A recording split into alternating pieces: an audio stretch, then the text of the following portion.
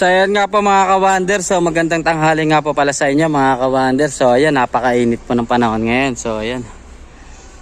Damn! So mas okay po to kaysa sa maulan po. Okay. Ito po. So nandito po ako ngayon sa school po ng sa school po ng North sa Ma'am, anong school to ma'am? Sa Pangkawayan. North Sagaray. Sa Pangkawayan Elementary School dito po sa papuntang North Sagaray sa Ulsim po.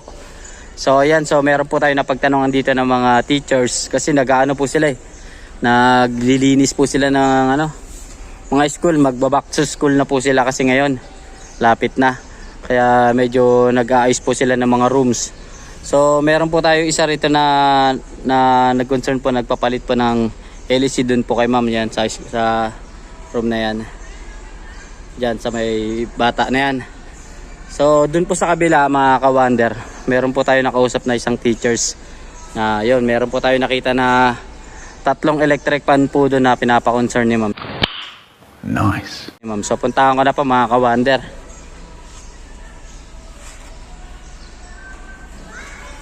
A few moments later.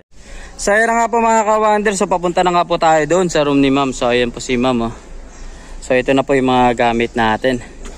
So let's go, punta na po tayo ron para magawa na natin yung mga electric pan ni ma'am doon. So ayan na nga po mga ka-Wander, so nandito na nga po tayo sa loob ng room ni ma'am. So ito po yung unang-una mga ka-Wander. So ito, meron po ditong wall fan. So standard po to. So ito po yung siguro provide po to ng school talaga. So ayan, so abonohan to ni ma'am. Wow naman! Wow! Wow!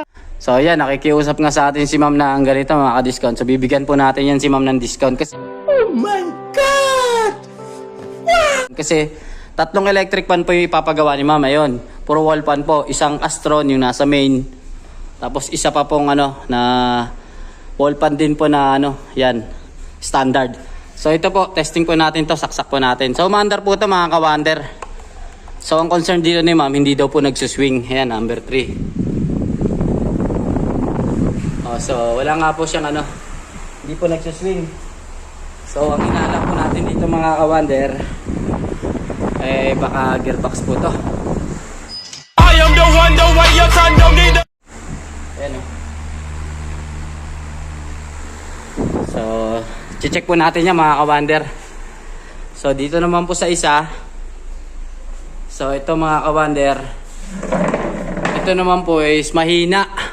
Mahina naman daw po ang andar. Pwede na. So ayan, number 1. Oh yan, napakahina nga po talaga. Number 2. Yan, napakahina po talaga. So number 3. So wala po kahangin-hangin kahit number 3 na po siya mga ka-Wander. So malamang po, sa malamang baka Parang may naamoy ako hindi maganda. capacitor po to or madumi. Or baka may tama na rin po yung busing niya. Pero ang analyze po natin, capacitor. So ito na po yung pangatlo mga ka-Wander.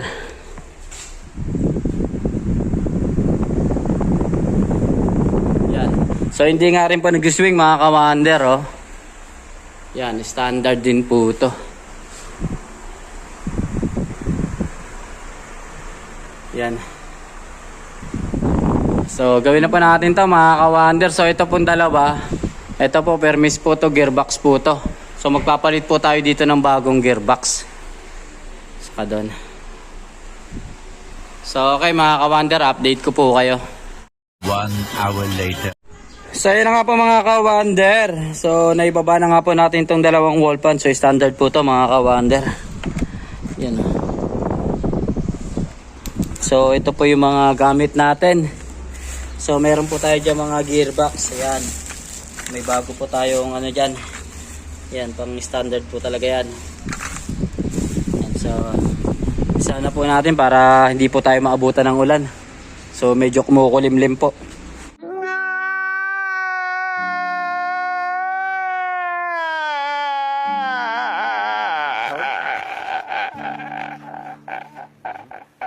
So So, ayun na nga po mga ka-wonder. So, ayan, nabaklas na nga po natin itong mga takip. So, ayan nga po, positive nga po mga ka-wonder.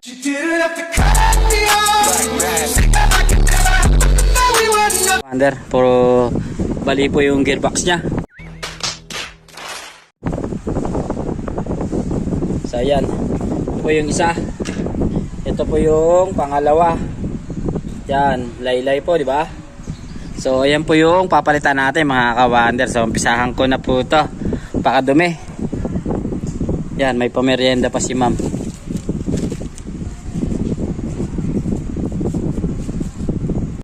So, ayan na nga po mga ka-wonder. So, nakatapos na nga po tayo dito sa dalawang wall pa na standard mga ka-wonder.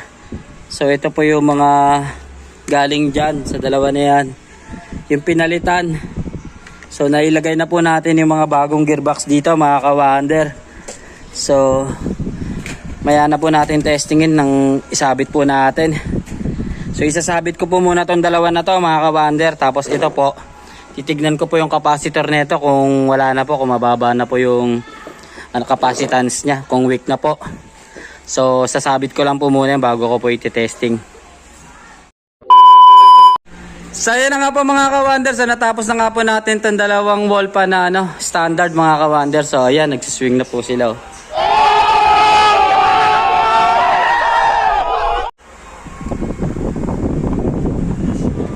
So ayan, number 3.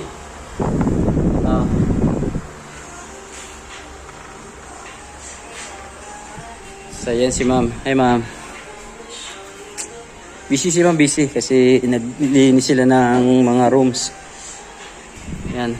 So ito na po yung pangalawa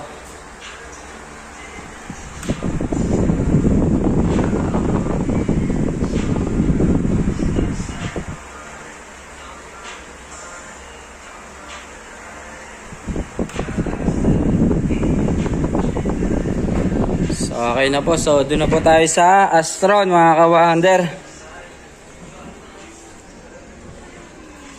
So, yan po. So, titignan po natin kung ano to mga ka-wonder, kung capacitor or may tama na rin po yung mga pangloob niya, kung bushing or shafting. So, pisahan ko na po bago po tayo abutin ng ulan dito. So, yun na nga po mga ka-wonder. So, natanggal na nga po natin yung capacitor nito mga ka-wonder. Yan. So, yung capacitor po nito mga ka-wonder is 1.2. Yan po, 1.2. So, nakukuha po natin dito mga ka-wonder. Yan. 0.741 na lang po mga ka-wonder. So, bagsak na po ito kaya po mahina mga ka-wonder. So, meron po tayo dito 1.5 pero hindi po pwede ito. Kasi ang capacitance na itong electric pan na to, wall pan na to is 1.2. Kaya ang ilalagay po natin dito, parehas lang din po 1.2 or 1.1 something. Basta hindi po siya tataas sa 1.2 at hindi rin naman po siya bababa dun sa 1.1 something ganun. What?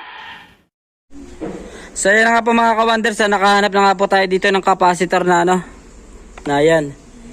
So ayan, pasok yan mga ka-wonder. So ayan, 1.193. So malapit po sa 1.2. So mas okay po to mga ka-wonder. Okay na po to.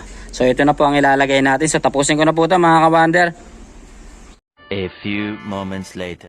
So yun na nga po mga ka-wonder. So ito na nga po, napalitan na po natin ng capacitor. Pero hindi po siya lumakas po talaga ng ganong kalakas mga ka-wonder. So kasi ang capacitance lang nitong electric pan na to, Astron, is 1.2 lang. Kaya hindi po siya kagaya talaga ng yan, yung mga ganyang electric pan na standard.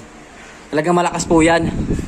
Ayan, pero medyo lumakas naman po siya ng bahagya. Hindi kagaya po kanina na ayan, naka number 3. Parang hindi po talaga umiikot. Ayan, kasi yung 1 niya po kanina talagang slow mo lang.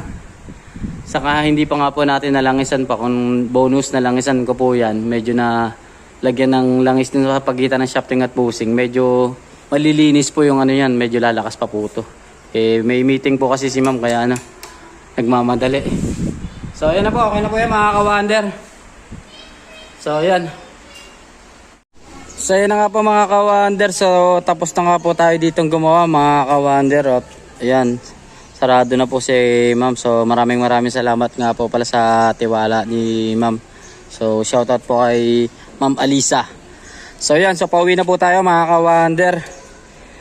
So yan, kapagod. So maraming salamat po sa panonood. Peace out.